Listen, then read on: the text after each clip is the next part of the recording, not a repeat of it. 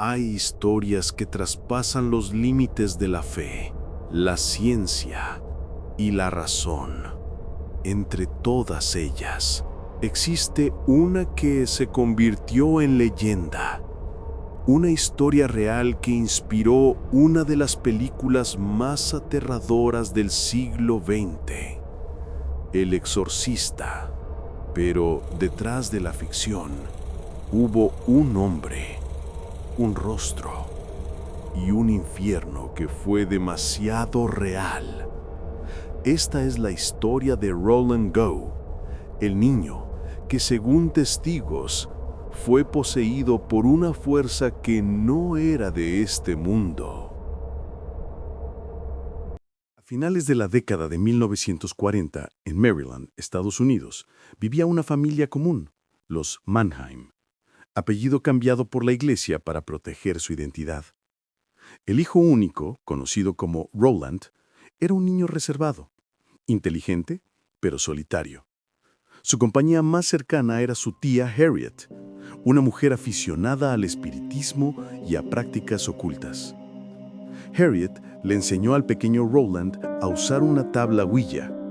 Lo que comenzó como un juego, pronto abriría una puerta que nunca debió ser tocada. Poco después de la muerte de la tía Harriet, Roland comenzó a comportarse de manera extraña.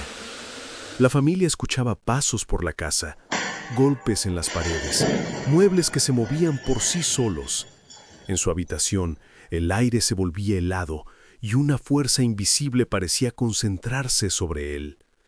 Pero lo peor ocurrió cuando el niño comenzó a hablar con una voz que no era la suya.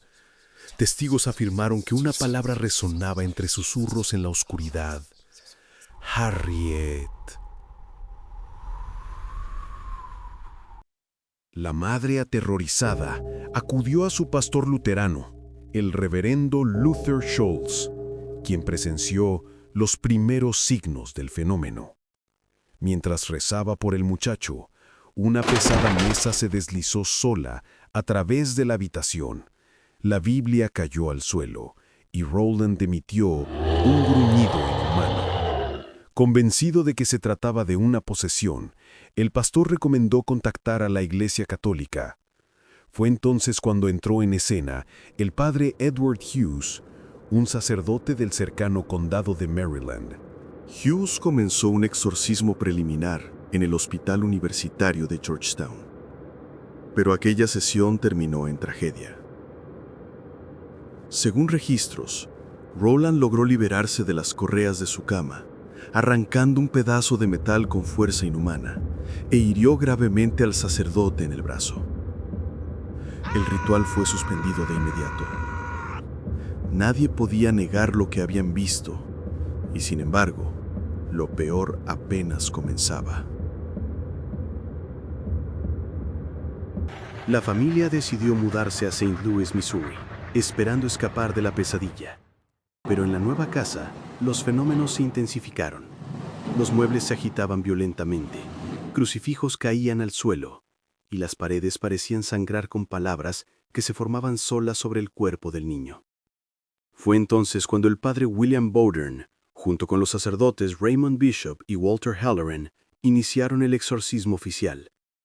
Durante más de 30 noches, los sacerdotes registraron los eventos en diarios que aún existen bajo custodia eclesiástica.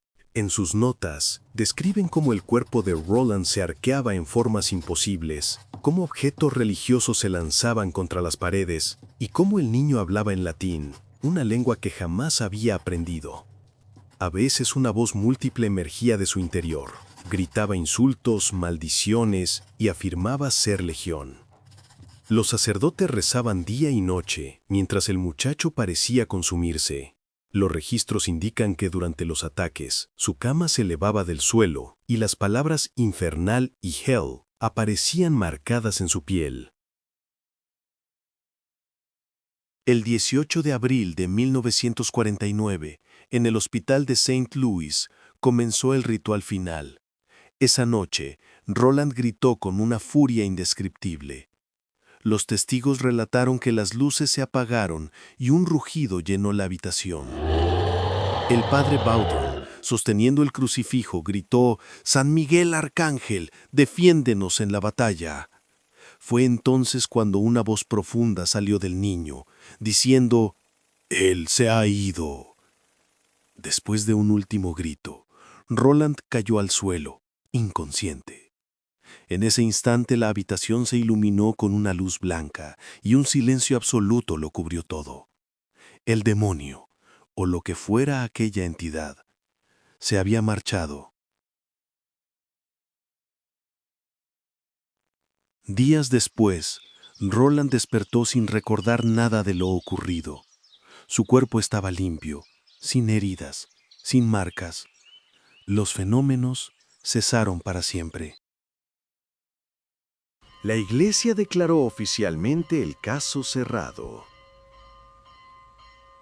Los sacerdotes que participaron juraron mantener silencio.